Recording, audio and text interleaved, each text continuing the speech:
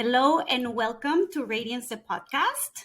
My name is Irene and I'm your host. So, this podcast is devoted to all things that support the illumination and liberation of the feminine.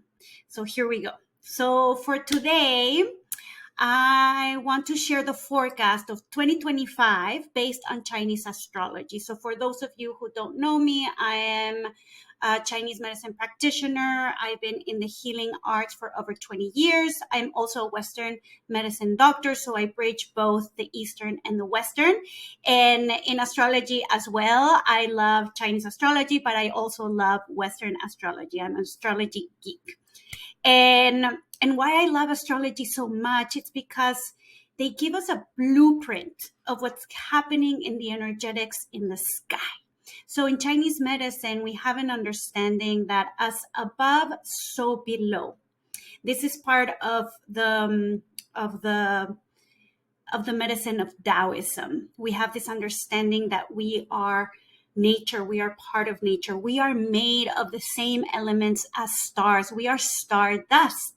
And as the heavenly stars create patterns, the planets in the sky create patterns, those patterns of energy and consciousness are also affecting our inner landscape, our inner psyche, our physical body, our emotions, our minds. And so having an understanding of like observing what's happening out there, it can give us keys to understand what's happening within and what's happening in our environment.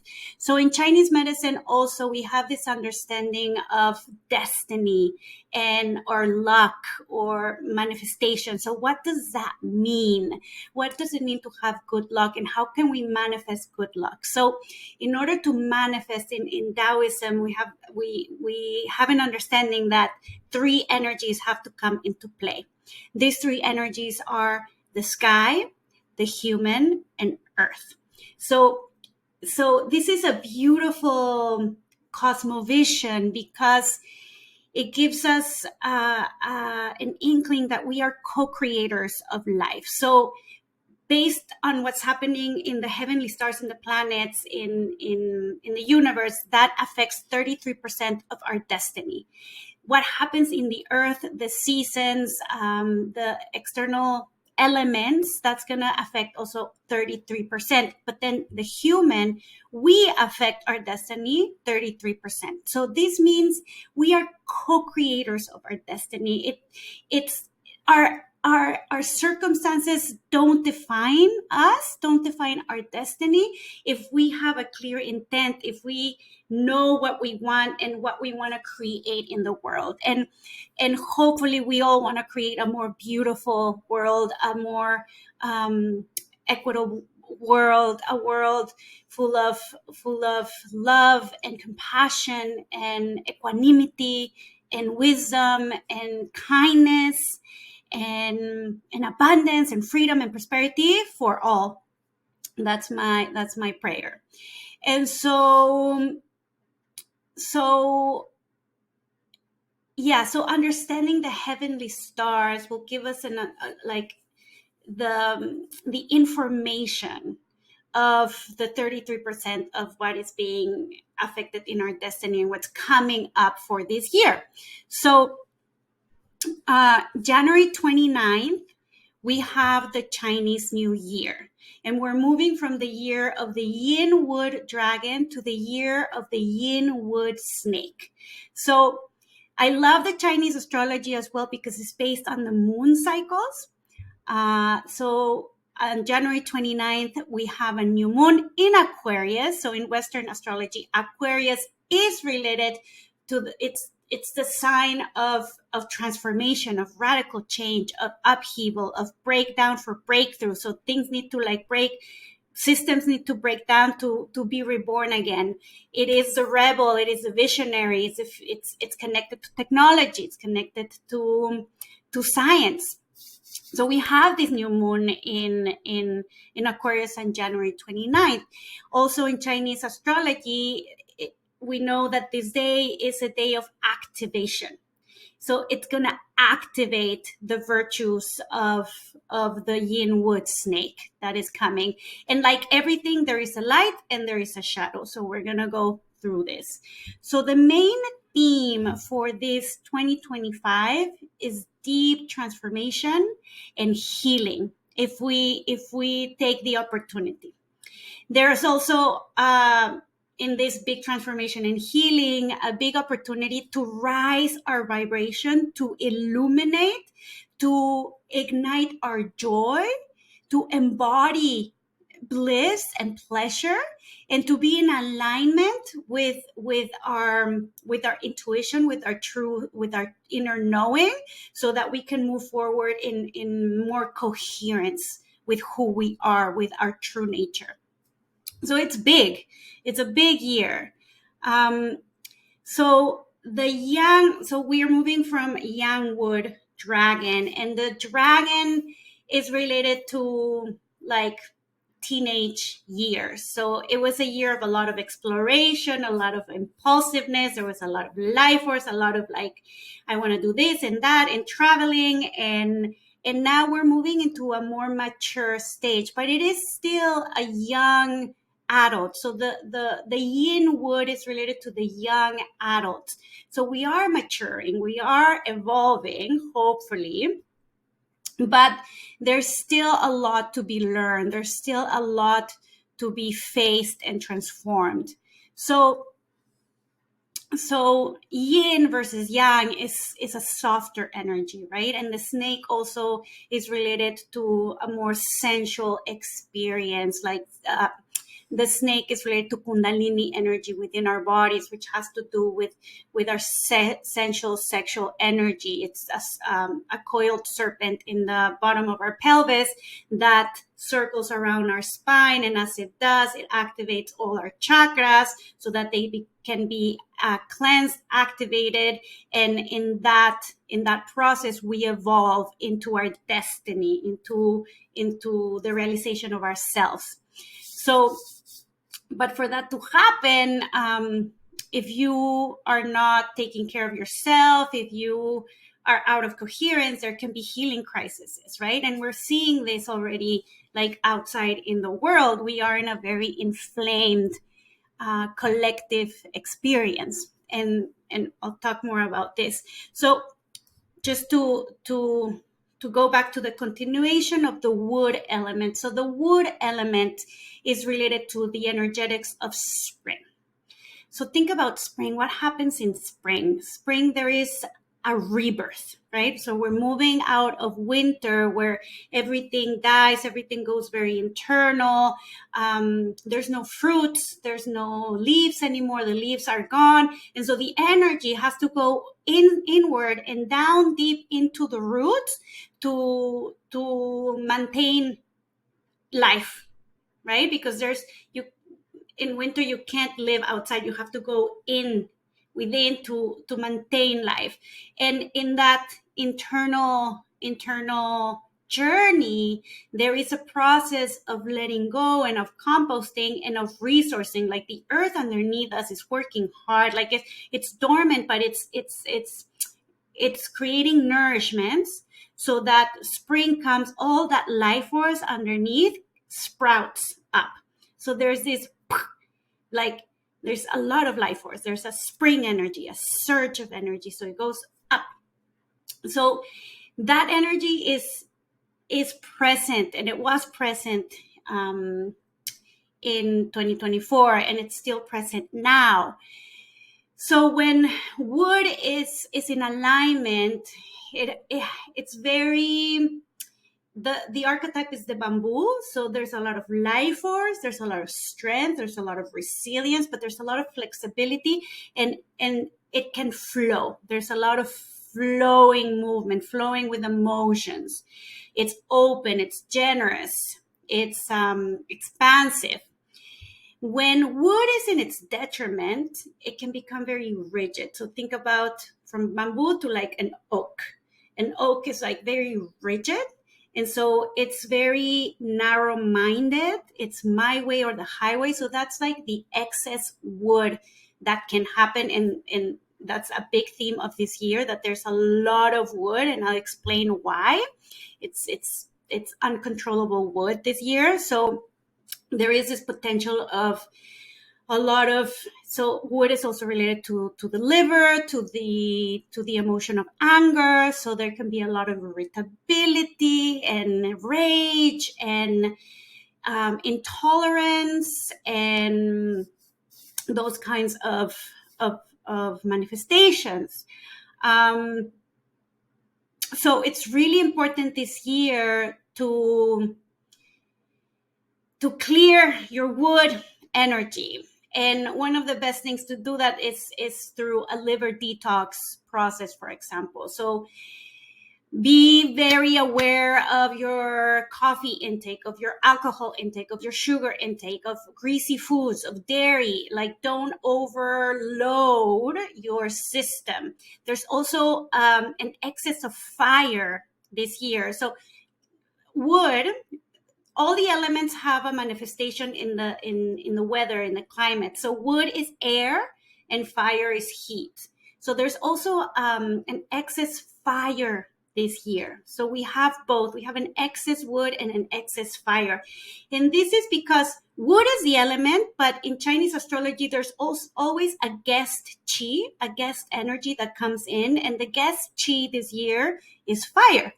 And we already have been seeing the manifestation of this in what happened early this year with the LA fires. So that's the uncontrollable wind and fire, the uncontrollable wood and fire. It's uncontrollable fires and destruction.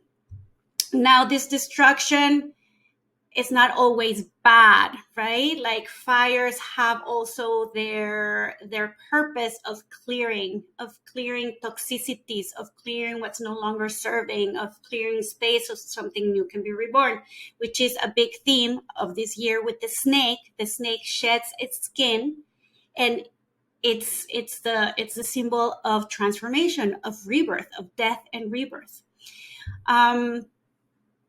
So in Chinese medicine, we know we are working always with yin and yang, water and fire. But from there, so we have the source, the non-dual source. And from there, yin and yang are created. From the one, two are created. And from there, the 5 elements are created. And from there, the universe.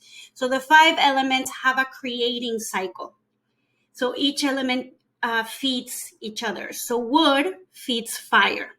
Fire feeds earth, earth feeds metal, metal feeds water, and water nourishes wood. So that's a creating cycle. But they also have a controlling cycle so that they can control each other and be in balance, because that's ultimately what we are striving for: balance, homeostasis, coherence, right?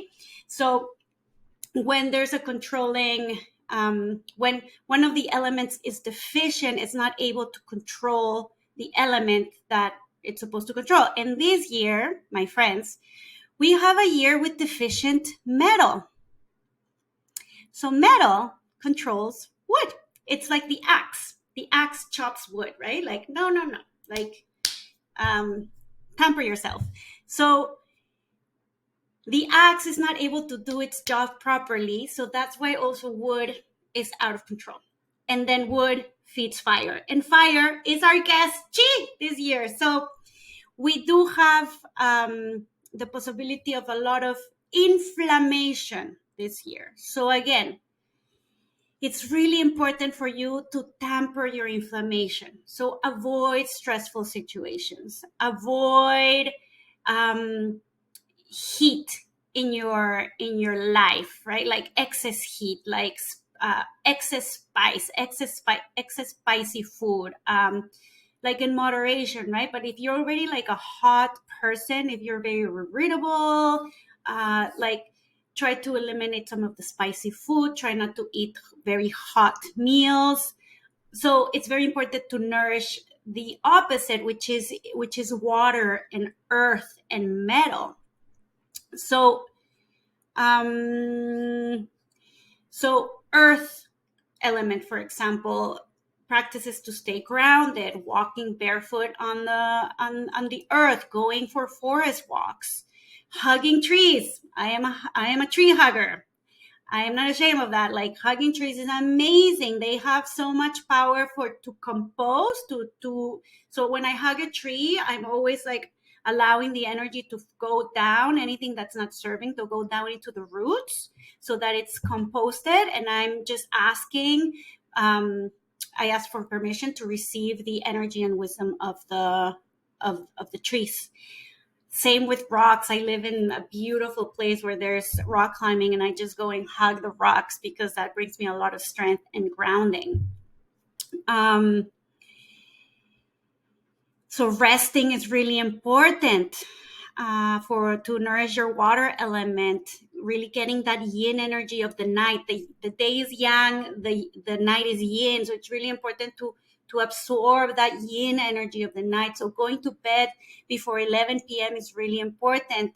Drinking lots of water, staying hydrated. Goji berries is really, really good for nourishing yin, especially for women that are going into perimenopause or menopause stages.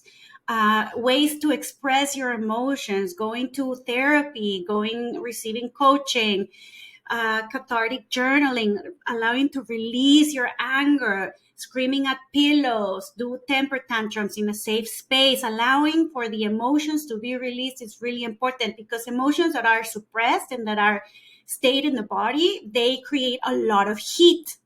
So we are already in a year that has a lot of heat, a lot of wind. So it's important to find practices to discharge and to express. So embodiment practices are really, really important. Dancing, circular movements like connecting with Kundalini energy, connecting with the spiral energy of the earth and allowing it to come into your womb space and then up into your spine, and then allow yourself to move with that body, putting music that is very sensual and slow and deep.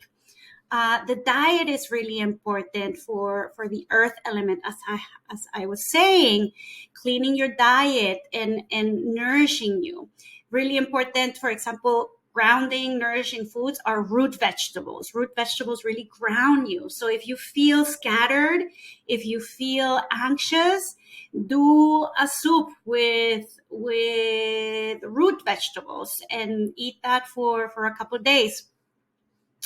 So the snake, again, the snake is the symbol of transformation. It's the symbol of death and rebirth. It sheds its skin to be reborn into a more aligned self with its destiny, hopefully.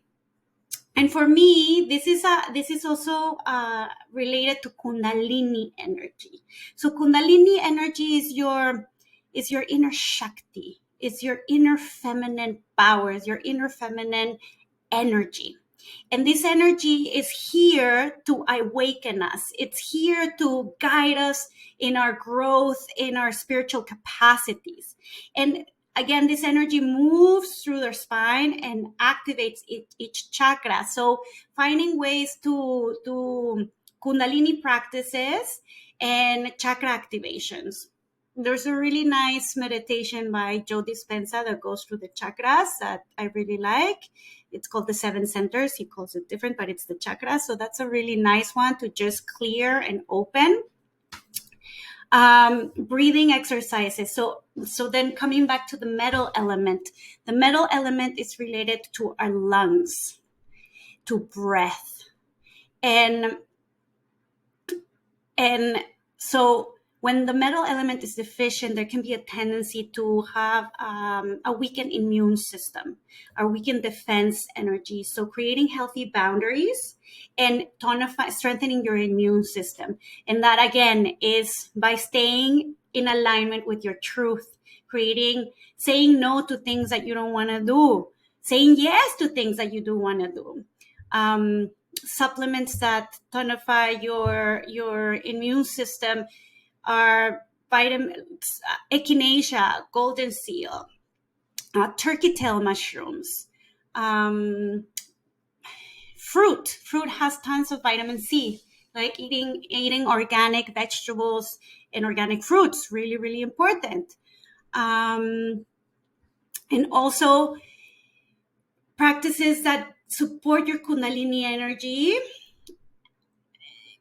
to be ignited. For me, one of the biggest practices is sacred sexuality practices. And this is because when you connect with your sexual energy, with your sensual energy, you ignite Shakti, you ignite pleasure, you ignite the divine goddess within you. And doing self-pleasuring practices, it's really, really important to connect with your body, to stay with your body, and to cultivate your joy. So this is the other thing of this year, like the fire is related to our heart, and the emotion of the heart is joy. So the fires come to clear anything that is not sparking you, that is not creating joy, that is not giving you pleasure. So this is a year that gives us a lot of opportunity to ignite our joy, to ignite our pleasure. And for me, it starts in the body. It starts in our vessel. Our vessel is the vehicle of liberation and of illumination and liberation. It is through the body that we get to experience those expanded states of consciousness, of bliss, of pleasure, of abundance, because there is abundance for all of us around. We just need to come back to in alignment to what we truly want. And so sacred sexuality practices like self-pleasuring, breast massage, yoni steaming, circular movements, connecting with like the Kundalini energy as you dance, beautiful, deep, intimate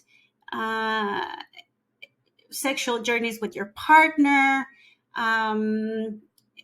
with our menstrual cycles for women that are still bleeding, like offering your blood to the earth as an offering and connecting your Shakti with the Shakti of the earth. There's many things that you can do, but for me, most importantly, it's like connect with your pleasure, connect with your joy. And so orgasms, for example, in Taoism, are considered a full Qigong practice, because when we orgasm, we open up all the meridians, all the channels in the body, and all the stagnations are eliminated, and we ignite every cell of our body with Qi. And so the idea in Taoism and in Tantra is to utilize this Qi to transform it into Shen, into spiritual energy, because that's like the goal of everything that we're doing in the spiritual path, is how can we grow in our awareness? How can we grow in our love, in our compassion? How can we be better humans in this crazy world, right? How can we be the beacons of light? And this is a year that invites us to raise our vibration, because we are the ones that we have been waiting for. You are the one you have been waiting for. It is up to you to raise your vibration. So I can give you the tools, I can give you the teachings, but you have to practice. You have to do it. You have to come back into your coherence. You have to choose.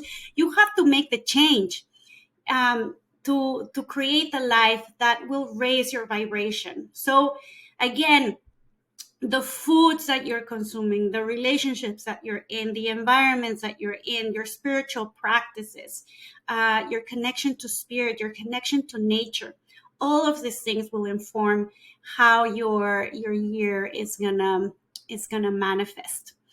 And that's it. That's all I have for you. Of course, each Chinese animal has a specific like forecast. If you want to learn about this, let me know, and I can do a second part of this talk, of this share. And for now, I wish all of you a happy new year. A year where you can come back into alignment with your soul's purpose, with your destiny. A year of deep transformation and healing, but may it be gentle. May it be gentle, may it be gentle. And sending you lots of love. Many blessings. Ciao for now.